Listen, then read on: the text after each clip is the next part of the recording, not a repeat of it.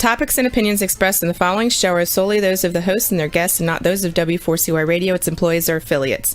We make no recommendations or endorsements for radio show programs, services, or products mentioned on air or on our web. No liability, explicit or implied, shall be extended to W4CY Radio or its employees or affiliates. Any questions or comments should be directed to those show hosts. Thank you for choosing W4CY Radio.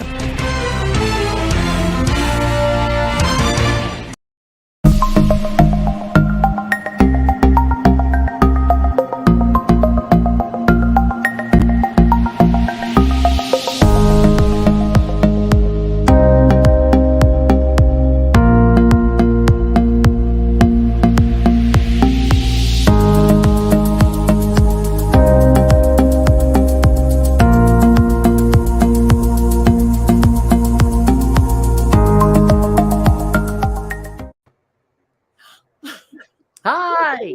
Oh, Tim Moss, what are you doing here on Triversity Talk? Oh, I just decided I would pop by and see how you're doing. Well, thank you for checking on me because you must be tonight's guest co-host.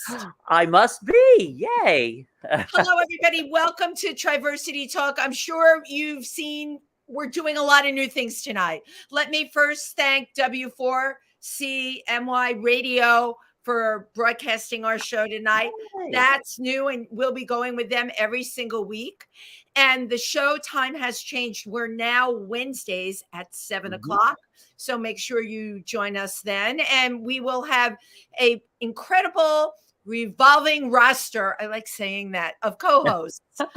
Familiar faces, I may add, and maybe some that aren't familiar. We'll just see how it goes. So thank you for being here tonight. Well, Tim, this is our second time broadcasting live today. Yes, right. Yeah. Actually, we were just broadcasting earlier this afternoon. We are just broadcasting fools. And one of the things that happened, we don't usually give the news on here, but I know many of you know that I'm based out in New York and in Milford, Pennsylvania with Triversity on the weekends. Well, here in New York, as you know, yesterday there was a gunman and 10 people were injured in Brooklyn at the train station. On the subway, yeah. On the subway. And they caught the person.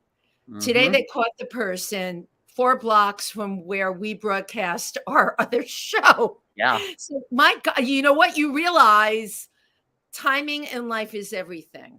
Yeah, very true. Very just true. Never know what to expect anymore. So thank goodness he's off the streets. Thank goodness we're all here.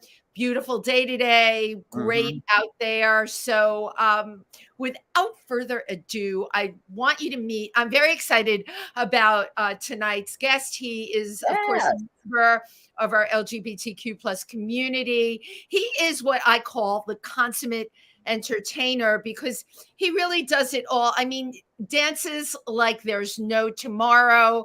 He is got a one-man show, which is called Stories from Las Vegas. Okay, he's been in many productions. He also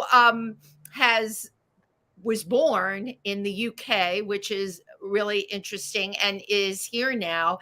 And without further ado, I know I am not going to get the role in the last name right, but I want you to meet the consummate performer and entertainer, Brian Alejandro. Alejandro. Tim did it.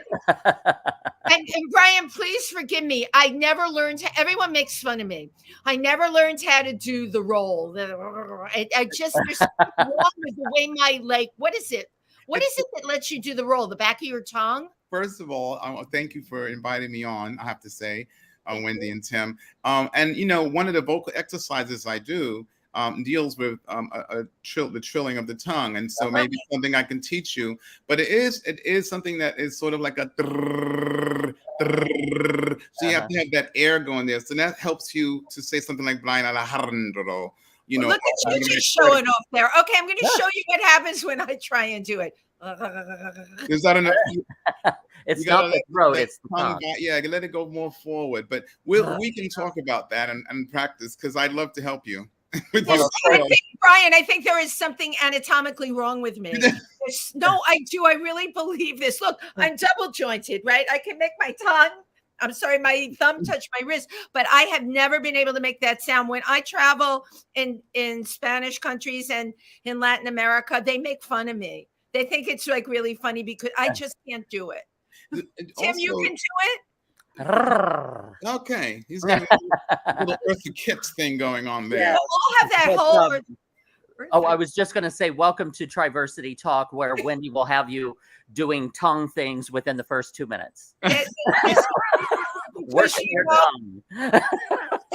Because anything goes, right? So thank you so much for being here tonight, Brian. This is actually, in a lot of ways, our Virgin Voyage, our first time working with W4CY Radio. And yeah, I know, right? And a new producer, and everything's new. Wendy doesn't like new things. Wendy likes to be in her comfort zone. I get it. You get it, right? Like that old pillow that you still sleep with, even though like all the stuffing's gone out of it. Yeah. But it is what it is. So you and I believe Tim, we all first met at Pangea, did we not? Yes, we did. And, it's funny because Pangea and I've had a relationship for many years, because years ago it used to be called La Spaghetteria. I don't know if a lot of people know that. I don't know that. I love this. La Spaghetti, like spaghetti, right? Yeah, La Spaghetteria. And so I knew the owners there, and I was a lot younger, and they were older, and they were at that time, I guess the word was drag queens, so they would dress up, and I never went in drag, but they invite me to the parties. Halloween was like a big deal. Wait, so tell me what. See, I don't know any of this history. I love hearing this. What years was this happening? Oh my, it's a blur now. Obviously, too much vodka and champagne over the years. But I believe the 80s. Let's just say 80s to be safe. Yeah. All right. Brian, I was in New York in the 80s. Tim, when did you come? Yeah, I came in the early 80s. Early 80s. And 82. I knew, I just went to Studio 54 all the time. And then there were a bunch of little clubs. But I had no idea that Pangea, which was La Spaghetteria, I love that. And was it the same owners? Was it... As far as I know, it's not the same owners. But I think Stephen and Arnaldo know the history.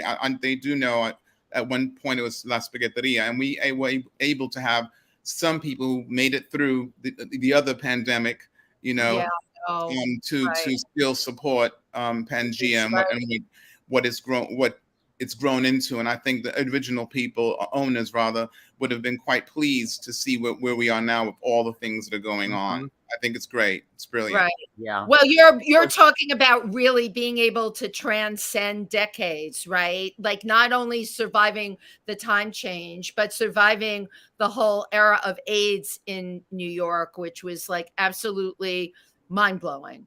I mean, that I don't really think a lot of people now really understood what, especially if they're young, what was happening. And I think in one way, this pandemic has opened the eyes that you don't have to be a gay person to get a specific disease, right, for gay people, and which was quite ignorant.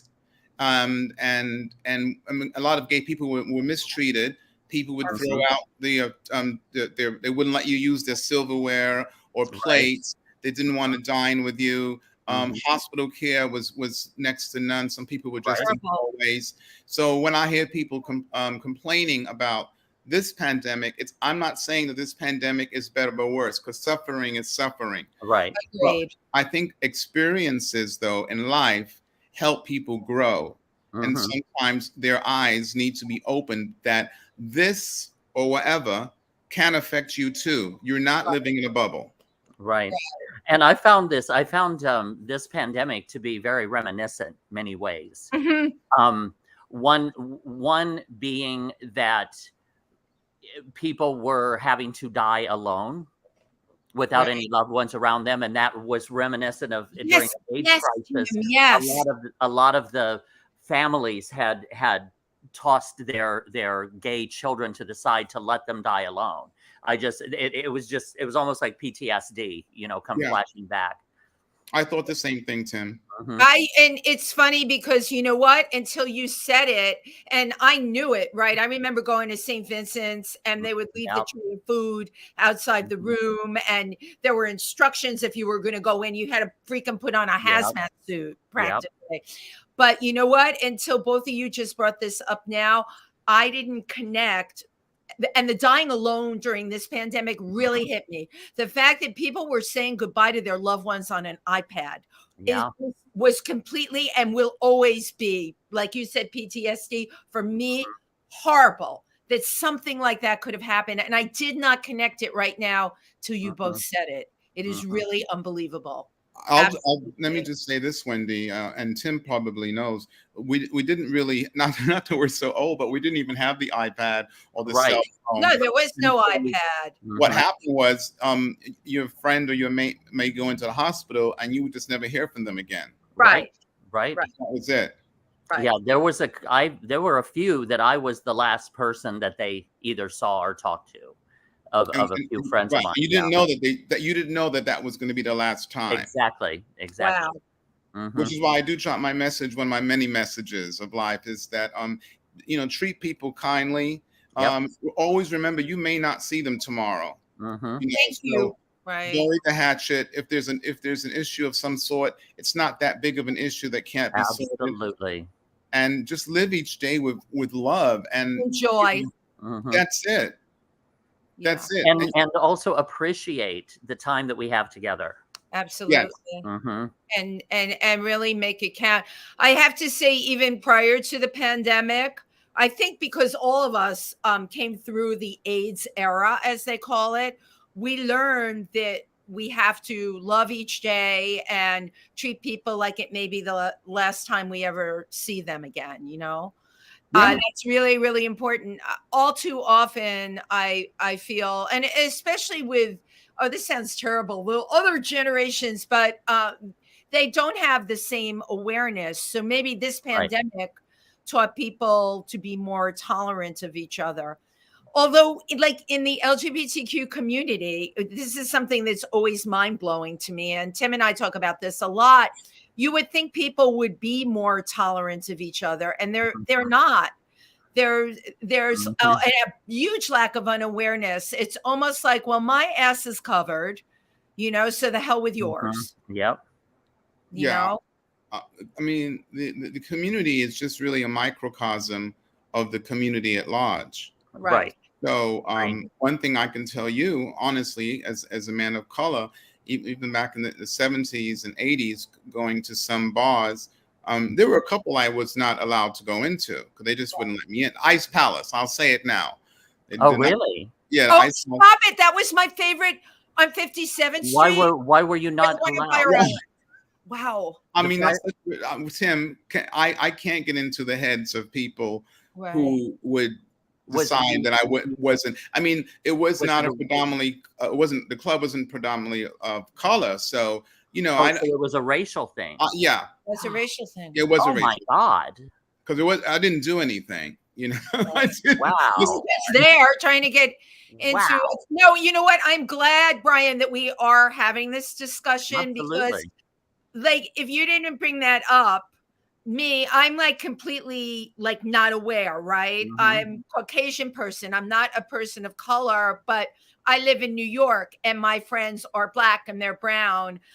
I was not aware of, it's not that I'm stupid. I live in my own little New York world. And there's a lot of things I wasn't aware of that I became aware of, let's just say, in the last 5 years. I have a friend who, she's just my friend. And she mentioned that her son, he goes out and he wears a hoodie and he's dark skinned. And I'm like, so like, what, I don't understand what bothers you about that. She said, I worry for him. I worry for him when he goes out on his bike. And you know what? That plays in my head over and over again, because I think to myself, girl, you must be in some kind of goddamn bubble that you were not aware. Thank you for bringing that up about Ice Palace. One thing I also always want to say, especially to Caucasian people, you don't have to have the guilt of all that stuff. You know what I mean?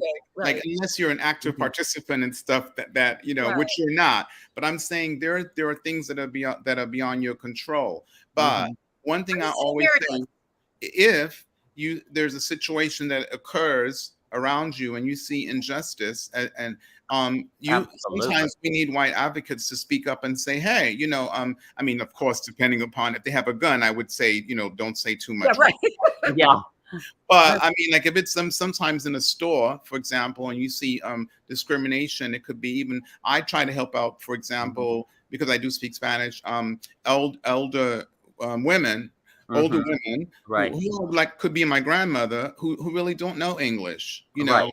and you have someone yelling at them, you've been in this country for so and so, you know, and that's a conversation. But I try to be the interpreter to help because I have compassion for someone. Right. Well, it's obvious you have empathy, you know. Question. So now you grew up in the UK, right? Yeah, I did. Yeah, I was born in London, in an area called Tottenham. So if you're familiar with sports, and maybe some sport fans out there who are Tottenham Spur fans, and, I grew up not too far from the stadium, actually. Well, I do want to get back into that a little bit more, delve into that more. But when did you move to New York? I came. No, a little bit. Like, well, hold on.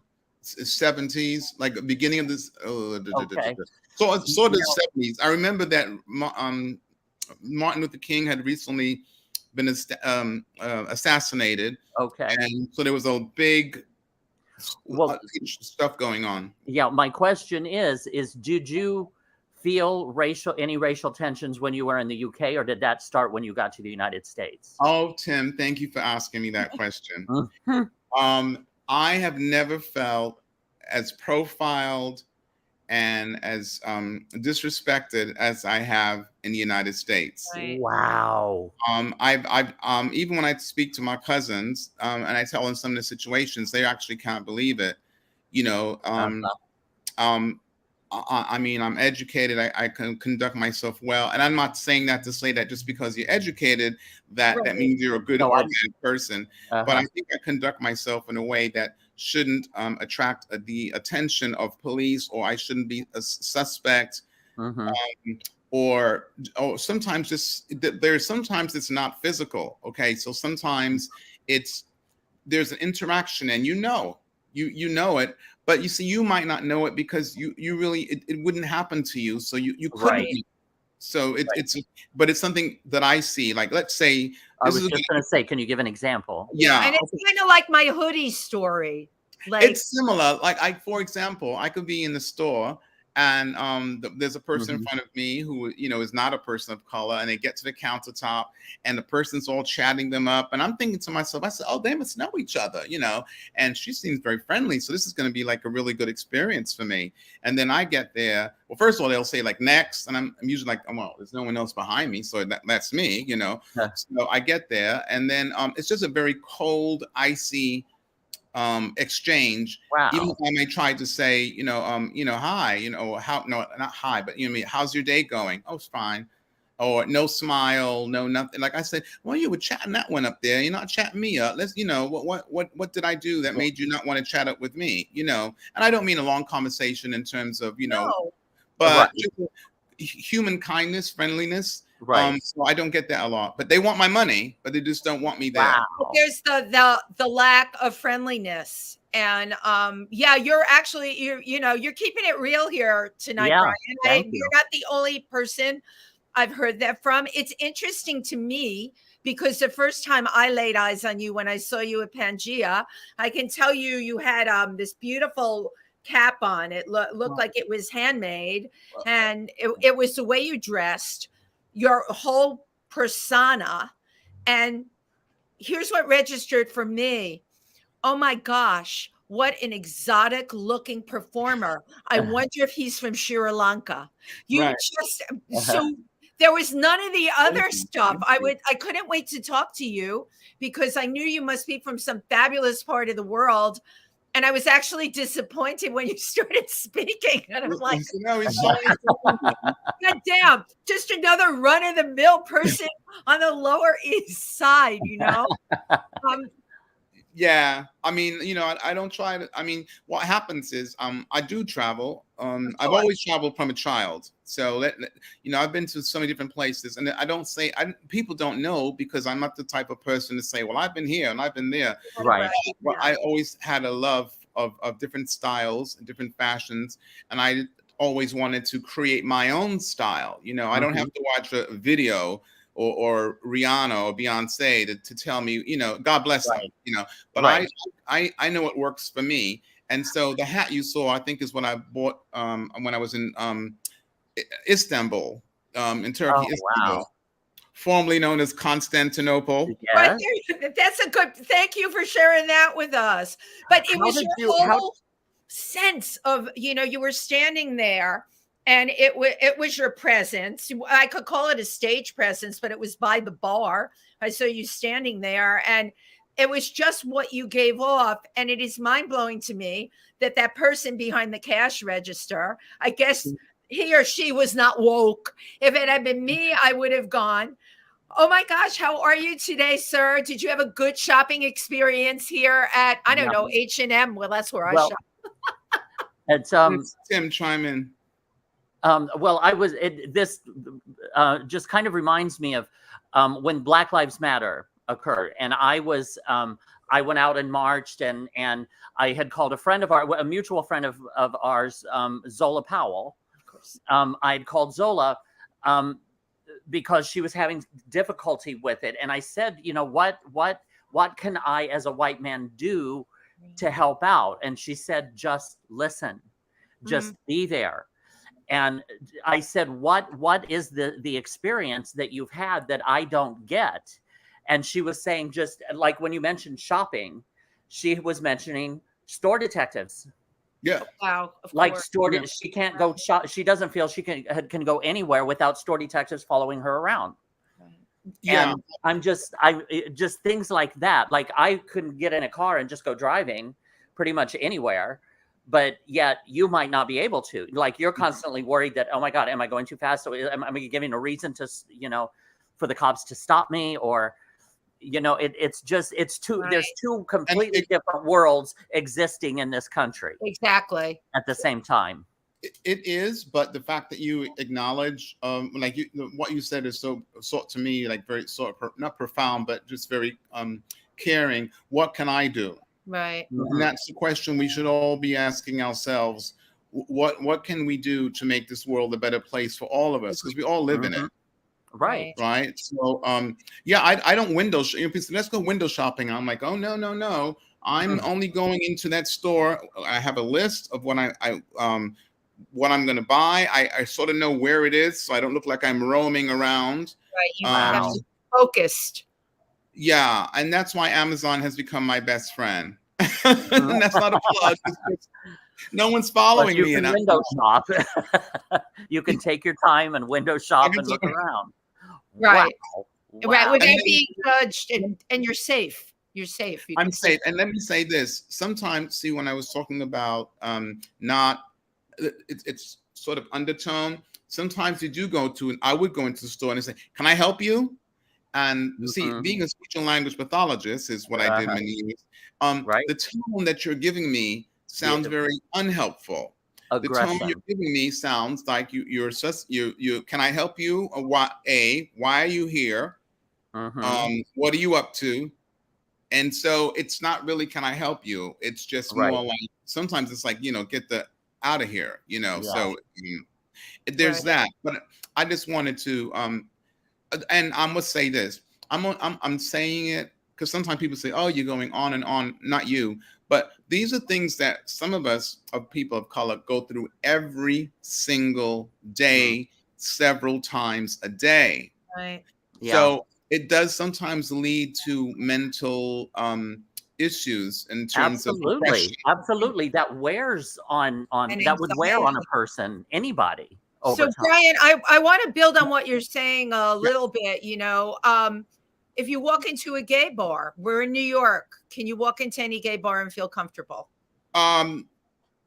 Okay, so within the gay community, I'm going to say at times, because again, within the gay community, there's all little fractions too. I mean, you have the Right. leather bras, you have the Right. The thing twink going on, you have the twink thing going on. hairs, yeah. Yeah. So I mean, and there's some that I've never been a twink. Even when I was a twink, I wasn't a twink. Never a twink, always a ho-ho. Yeah, I'm just me, and I refuse to define myself through these titles. But yeah, there are many. Tim may know on Christopher Street back in the 80s and 70s. Oh yeah, there were a lot of places that I wouldn't dare go into. Because it wasn't going to be a positive experience. Right. And I didn't feel like I wanted to. Like Martin Luther King already had his fight. I just said, I don't want to be, I can't be Martin Luther King too. I'm just going to be, I'll just go over to, we had a place called One Potato. I remember One Potato. And Keller's. Oh. Well, Keller's was kind of dodgy, even for me, because I come from this little, upper middle class. Oh, honey, I was pushing my wares in Keller's. Wait, Tim, that's what you said your favorite place? You Midwestern. Well, that was one of them, yeah. But I love Two Potato. Yes. And I had a friend. Actually, he liked to go to Keller's. And we were not from the same stock, so to speak. But he was a very good friend of mine. And he said, "Okay, well, don't dress the way you dressed when you went to so and so." He said. He had to tell you how to dress. Because he said, you're going to be a little too much. It's going to be a little too much Alexis Carrington Colby for them. Yeah. So no Dynasty. Not Dynasty night, darling. I said, you mean Dynasty? He said, well, Dynasty. Oh my God. I love that.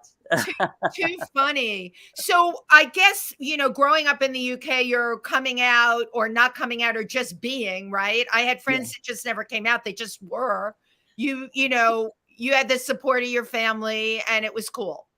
It's tricky. When I was in the UK, actually, I was just me. I wasn't really so much concentrating on gayness or whatever. I was concentrating on my studies and always wanted to be on TV and dance. And ultimately, I always used to say, I just know I'm going to be somebody. I don't know what it is I'm going to do, but I just want to be somebody, and do something with my life. And my parents helped with that. Now, second part, when we did come to the United States, that's when I was a little bit older. So I began to realize, I did have girlfriends, yes, but it wasn't really until I got away to college that I was able to finally sort of put things in place. I had to be away from my family, actually. Of course. Right. They weren't as supportive as one would have liked. It's not when you have to remember my parents coming from Panama, right, and then having a Caribbean background, not so much religious, but that sort of macho. No, it is. That's a tough thing. That's why I'm asking you that. I knew you. And it was also the era, right, in the 70s and the 80s. I mean, now it's come much further along. Yeah, but at that time, it wasn't really talked about. It wasn't, it wasn't in society. But when you talk about like Panama, Central America, or Caribbean culture, it is very different coming out to your parents in that culture. It's kind of, I guess the closest thing here is like Italian Catholic. A lot of my Italian Catholic friends, it's been very challenging for them. Still, it's just, it's cultural. What I will tell you is a funny story. I was going out one night, as I oftentimes did when I was back from college, and going to the city, and I was going to all these sorts of places. Better Days was a very big hot spot, especially for a minority, even though it was run by the mafia. A lot of these gay clubs are run by the mafia. I don't know if a lot of people know that. Yeah, right. Yeah, Stonewall was run by the mob. Yeah. So quite an interesting thing where they know how to invest their money. So my mom had moved me upstairs to the attic. So, cause I had a brother. And so the attic was my room because we lived in Queens at the time. No pun intended. No. And, so I'm coming down dressed, whatever, not to express, nothing crazy. And then my mother confronts me. It was very Susan Hayward, Betty Davis, She says, "Are you a homosexual?" Oh. I said, "Yes, Yes, Oh, I am. wow. Oh A my moment of gosh. truth, Brian. That's like then and Wow. there. Yeah, What did she I was like, say? I can't play this game. And I said, and I'm going out tonight. So What um did she say? oh, my mom, she started crying. Then, they go through the thing where they're cursing, and then they're Right. it was, but I said, oh, darling, I have to catch this bus. So I Yeah. need to, Wow. like, we'll deal with this. It's going to We'll come up talk again. later. But I mean, like, I just wasn't going to be one of those people that was dishonest with my parents. I knew I was going to get the wrath of it, Mhm. but I needed to be mentally sane. Right. I Right. need to Easy be mentally you sane. are. Mhm. But Wow. again, not easy. This is your parents, right? And I have friends now, and we talk about this. Their parents never accepted their, Mhm. the fact that they were gay. They just Yeah. parents wouldn't and that is, even though you find your truth, right? It's not so easy going through your life. I always wanted my mother's approval for my career, for modeling, for acting, for Right. going to Africa. I never had my mother's approval. Mhm. And that is something I still deal with to this Yeah. day. Right. You Right.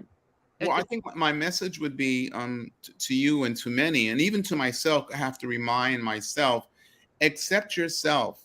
You Mhm. are a unique being. There is no one like you, Wendy. There's no one like you, Tim. Absolutely. And we have special gifts. We are unique, and Mhm. we have something to offer. And there's going to be that one thing, or two things, or three things, that how many things that we do where we affect people's lives in a Right. positive way, and we may never know that we did. Mhm. Right. Okay, so whether we get the acceptance of our parents, as much as we love it, it doesn't necessarily mean that much, because you develop other families outside of your Yep. family. We call it our chosen families too. And Right. Yeah. that's Yeah. important. Yeah. But like back in the 70s and the 80s in particular, when the gay community was just starting to bubble up to the surface and starting to emerge into society, I remember being very discriminatory of who I shared that information with. You had to kind of feel your way and figure out who you could tell and who you couldn't tell, and kind of along that line. And now I don't know if it's with age or what, but I don't give a shit. You don't care. We have no filter. Tim West has no filter. No, you're quite right, Tim. Actually, we developed certain communities. I remember. I don't know. So you may or may not know. There was a very famous Vogue, Willie Ninja, and Oh, he Willie, Of yeah. course, Yeah. yes. we went to high school together. Oh, cool. But Willie, we were in different parts of the community. But Uh-huh. whenever we met each other in what's it called? I should know. I went to NYU. What's the school? Washington Tisch. Square Park, Tisch. right? Yeah. Yeah. Well, I was really in Tisch. That's a whole nother story. Okay. But I did go there. But Washington Square Park. Yeah. They would have their his house, and I was just Right. me and a few Right. other people, and Yeah. there was a little section which was called the runway, and Yes. you always had to have something, whatever. So I had some friends. I said, okay, let's go down to Washington Square Park today. What are you wearing? I'm going to wear this. We're going to wear that. Yeah. And I what love we're doing is just walking down this place. Yes. No, I Right. But totally you love it. prepared. You would prepare for it. Definitely. Right. And And then And it was track. also a way to get out of, like, as Tim was saying, like finding your community, because Mhm. that was a free space. It was a safe space. Right. Mhm. You knew no one was going to jump you or attack Right. you or Right. curse at you or demean you. Mhm. And there was also like the peers, and then Yes. and Right. tracks. Yes. That when I'm thinking of voguing and all of that, Yeah. those were seem to be the kind of the Early. Brian, I can only imagine you moving and walking the runway of Washington Mhm. Square Park. Oh my! I used to model. Funny. I did used to model. I mean, every day I work out. I'm always, pulled together, because I don't know if you remember this commercial called it was for Barbizon, and they said, be a model, or at least just I look like remember that. I Yeah. worked with them. Remember? Oh my God. Yeah. So I started this after college. I started this modeling group, and we would get. I don't know how I did it, without social media, but I would get my group. It was called La Verve Models. That's another thing people can Google, La Verve. Yeah. You probably would mostly see me, but it was I got this group of people together. They would rehearse in my apartment, and then we would go to these clubs, and we opened for Fonderay and a few other famous acts. And was it a house? Was it like a voguing house, or no? We didn't vogue. We modeled we were like the models, posers. They posed. Wow. We were models, and two of the girls in my group went to Paris because I told them, I said, listen, I can't really take you any further. You know, I can show you what you need to do. This is what you need to do, but this is where you need to go to get the actual work, because I'm sort of a short model, and I'm always mad that they don't have a bigger market for men that are small, because it's not like all Americans are 6'1". Right, you know? Exactly. So, but I did what I could, and tried to inspire others. And if I would see someone that had the physical, that's one aspect. But the other thing is having an attitude, you know, and not everyone has it. So you can be tall, but you might not have that je ne sais quoi, you know. Brian, you totally, like, that's what I'm saying. Like, when I first saw you, it was just you were screaming je ne sais quoi. Well, it's just that your outfits or your clothing is an extension of your soul, it seems. Thank you. How did you develop that? Because I don't get it. I'm just like, what am I going to wear today? You know. I mean, it is a process. I mean, sometimes it depends on what it is. I might take 2 days to think about what I'm going to wear. I mean, only because, but it depends what it is. Like tonight, I immediately knew I wanted to wear this color. And so this is actually a vest, and it's from India. And it's quite nice. Actually, I don't know if you can really see it that much. Oh my God, I love that. That's beautiful. Fabulous. Is that like leather? No, these are just regular jeans, but you could wear it with leather. The vest that you have on. What is the vest made out of? Oh, it's it looks almost leather. Yeah, but it's not. No, it's actually a sort of a cottonish. It's beautiful. Wow, that is gorgeous. But it's sewn very nicely. It's very soft, and so I just try to think about things that work for me. Right. And I don't try to compare this is another thing I want to tell people. I wish I could tell more young people. Do not compare yourself to someone else, because you can't do it. You know, you're never going to be them, and they're never going to be you, right? So why not enjoy you? Right. But also, like, looking at that vest, I love that vest, but it would not, with my body type, that would not look good on me. You can wear that. Thank you. However, there could be the idea of the vest, something that would work for you, that may be loose fitting and a little bit longer. It would give the illusion of length and knowledge, actually. Yeah. You know, if you're kind of like Brian is giving you drama, Tim. He's giving you drama. You know, darling, we have got to go shopping. I would love that. With my closet. That could be a whole episode too, Wendy. I mean, let's do a shopping episode. That's just genius. Totally love that. So Brian, you know, I know you put this model agency together. It was your agency, and you also have a dance background. How did all of this evolve into your one-man cabaret show, Stories from Las Vegas? Did you like work with some of those Las Vegas people? Well, see, part of the illusion of my act for the one man show, Stories from Las Vegas, is because a lot of the music I listened to growing up, that's what my parents played. I loved the way Sammy Davis was. He was quite inspirational to me. Along with Frank Sinatra, Vic Damone, all these great singers. What is it about them? I certainly can appreciate them, but you know, they didn't speak to me. They spoke to you. What is it about them that influenced you so much? I love singing. I love singing about love. I love singing love songs. I love performing. I heard one person say one time, well, I want to be a jazz singer. I don't want to be a Vegas singer. And I said to didn't say it directly to me, but within earshot. And I said to myself, what's wrong with being a Vegas singer? Yeah, because right. I'm trying to spread love. I don't know what you're trying to spread right now. It seems like hatred, Yeah. So I love the dressing up. I don't know if you remember the scene from Valley of the Dolls where Tony sings to Jennifer, "Come live with me." Yeah. I'm adding that to my act because that's a song I always wanted to sing, and Love it.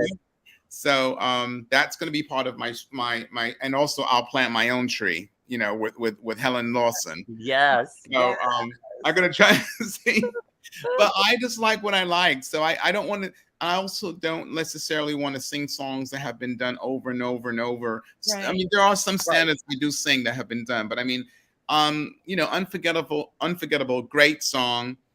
Don't think I can add anything much to it at this point. And then I look at the range. I look at what makes me feel good. So I danced off Broadway with the Eugene James Dance Company, and I took classes at Alvin Ailey under June Peters, and she taught the Dunham technique, done by Catherine Dunham, who was the first Black person to have a dance company. And she taught Marilyn Monroe and Marlon Brando. Wow. Eartha Kitt. So Eartha Kitt, when I met her, she was like, "Oh," I said, I dance Dunham too. She said, "Oh, come over here, darling." And we had quite a little nice conversation. What made Catherine Dunham's technique different from other people's, do you think? Because it was actually it's a ballet Caribbean a combination of movements that's polyrhythmic. So in other words, your shoulders could be doing one thing and your feet are doing a double time. Yeah. And so that makes it different. But there is a strong ballet base to it. And a lot of times she would have drummers in the studio. So you're dancing to rhythms with drumming, which is very different from music. It gives you a different feel. Totally. And the Alvin Ailey Company, if you look at the earlier pieces that they did, especially Revelations, you will see some remnants of the Catherine Dunham technique in there. Wow. And there's only a few teachers left. I taught it, so I had my own dance company from. You taught. Wait, I didn't realize that you also taught dance. I didn't see that in that bio that you said. I didn't want to put too much, darling. Please. But you lived into it. I will say that I had to get a full-time job only because I live in Manhattan, and obviously, someone has to pay the rent. And so I went back to NYU and I got a master's in speech pathology. And then while up to school, I saw these young kids in the East Village, right in our area. And I said, what can I do to make a difference? What can I do to, and I said, why not try to start a dance company? And so there are like 3 schools in one building. And I was actually, only the principal of the other school gives me credit for bringing the 3 schools together. Wow. Because I asked her, I said, look, during my lunch, I can teach for 30, 40 minutes and teach them some basic dance. And she said, oh, and I wasn't part of that school. And she said, oh, great. And so I started there, and then I ended up working for her school. And then for 18 years, I had a group called the Experimental Dance Group. And that was that the children? Yes. Okay, and were these public school kids? Yes. Okay, so I have to bring this out right now, Brian. They had cut the arts in the public schools.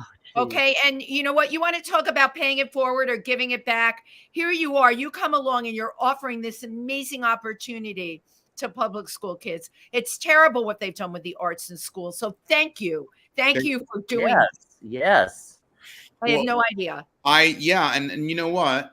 I was exposed to music by my first music teacher his name is Mr. Fishkin. And it was in Queens, and I played the clarinet, and I was quite good. I was very, very, very disciplined. And he's still alive, thank God. And I'm in touch with his wife because she's more on social media. And so we're trying to set up a time that I can meet him again after all these years, because he's really inspired me absolutely to be involved with the music. And I just want to let him know what a difference he made in my life. I mean, my life was great. It wasn't as if I came from, a bad upbringing, but No, he obviously, enhanced my life. He enhanced my life. And Yeah. maybe I could have gone in the wrong direction had it not been for what he gave freely and willingly, Right. So I guess maybe that also helped me get the dance company, experimental dance group, and try to give stuff to kids. And I didn't charge that much. I had to charge something, darling. I have to eat. Yeah, right. Right. To keep yourself in your jewels. Right. Yes, What I think that's just a fantastic idea. And do you have any kids from those programs that came back to you X amount of years later? And it's so funny that you mentioned that. Yes, I am in touch with, I would say, about 8. And one of them I still mentor. And, I keep him in my, I still mentor him. He's a grown man now. And you may see him at some of the shows because he comes, he's like an old soul. And he used to get speech therapy from me. And he just calls me Pops now because he was calling me Mr. Scott. And I said, okay, you can stop calling me Mr. Scott now. And so I'm trying to teach him also about saving money and how to invest and just the things to do and get the education, get his master's and stuff like that. So, yeah. You're such a good mentor. I mean, because I mean, those are things like dance, movement, music, all of that, and like how to save money and how to pay your rent and do all of this should all be taught in school. Right. But it's not. They should have you in New York City high schools. All right. They absolutely should. You and how to do all of that and look good doing it. You're right. Fabulous. At the same time. The thing is, the schools don't offer as much in public schools as they used to. And all my friends who were in that track at that time, all of them went to college. Right. Many went to Ivy League. And I'm saying this for a reason because my guidance counselor wanted me to go to community college. And I said, oh no, well, why would I had good grades? But she didn't, it was just a job for her. And she didn't see that I was actually a smart person. I'm a minority. And so therefore just go to community college and get it over with. You're not going to be anything. Wow. I wish I could meet Miss Torres now. Yeah, you show Miss Torres. Now, Brian, I have to share something with you. I went to Walton High School in the Bronx. It was a terrible school. Okay. Our honors program had 35 of us in it. Of those 35, I think 7 went to community college. 6 went away to school, which was such a bizarre concept to me. Why would anyone want to leave their home and go away to school? That was so bizarre. And I went to Lehman College. Okay. All right. And then my parents left the Bronx and I had to go to a community college in Fort Lauderdale. I transferred to SUNY Binghamton after that. But I tell you this story because I came out of a neighborhood and I went to a high school where people just didn't go to college. And people find that hard to believe when they meet me, but not my daughter. Everybody not only went to college, they went away to college, not for me, we were just not, that is all I can say. And the school was actually Walton High School by the time I got there. Terrible. Is it still there now? They made it into a charter school. But when I run into people and tell them I went to Walton, they're like, get out. How did you ever survive it? Mm-hmm. And honestly, to this day, I don't know how I did, but that's why I'm connecting with what you're saying about paying it forward and helping those kids. Brian, we're on our last leg here. I don't know where. Yes, but firstly, I would just like to say, thank you very much, Brian Alejandro. You got it. For all you've contributed, and just for being such a beautiful soul and sharing that and your wisdom and your insight with so many people. Right. I thank you for inviting me. Thank you, Brian. I tried to say what I could about just treating each other kindly, get to know each other, travel outside the United States. That's another issue. We could talk about that too, but not now because we're running out of time. However, please check me out on YouTube. I'd love to get some more subscribers. I just love you to hear my music because it will make you smile, make you happy, and it's reminiscent of Las Vegas and the stories of my connection with Sammy Davis and Frank Sinatra and Dean Martin and love it. And your show at Pangea. Yes, right. Your show and your show will be at Pangea. Do we have a date yet? I don't have a date yet. Well, I'm leaving for the UK in like 3 weeks. And when I get back, I'm going to speak to Stephen. And hopefully there may be a brunch thing happening on Saturdays. So if that happens, that will just be a mini version. But as soon as it's all placed, Wendy, now that we're connected, and I'm so glad that I met you, really am. I will let you know. And Tim, please feel free to stay. Thank you, Brian. Tim, thank you for co-hosting tonight. My pleasure. I can never have too much of you. Thank you all. Thank you, everybody who tuned in. Have a good night. Thank you. Cheers.